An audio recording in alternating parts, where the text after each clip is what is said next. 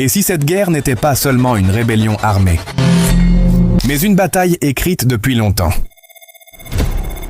On parle souvent de l'Est du Congo comme d'un conflit minier, mais on oublie que ce territoire figure déjà dans les anciens récits des royaumes africains. Le Kivu à l'est du Congo, berceau des rivières de feu, terre d'oracles et de rois. Une région qui, bien avant les colonisations, possédait sa propre carte du monde, et des richesses cachées que le monde convoitait déjà en silence. Aujourd'hui, ce qu'on appelle exploitation minière dissimule une guerre invisible. Car ce que les grandes puissances redoutent, ce n'est pas juste un gisement. C'est un trône, le retour d'un pouvoir ancestral où les frontières coloniales ne comptent plus, et où le Congo devient le cœur battant d'un empire oublié. Pourquoi cette violence sans fin? Pourquoi ce sang qui coule depuis des décennies? Parce qu'au-delà des Kalachnikov, il y a des trônes invisibles.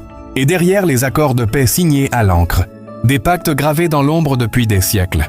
Les Nations Unies, les grandes ONG, ne protègent pas seulement les civils. Elles protègent un système.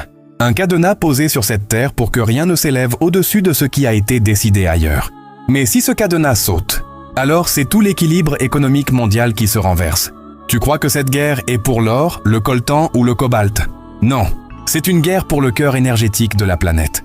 Car la vraie peur derrière le Congo, ce n'est pas la rébellion, c'est le basculement. Le jour où cette terre contrôlera ses propres richesses, l'axe du monde changera. Les anciens écrits parlent d'un temps où tous les rois des nations poseront les yeux sur cette vallée. Et ce n'est pas une légende. Dans le prochain épisode, tu découvriras pourquoi cette guerre ne se terminera pas avec des accords, mais avec le retour d'un trône.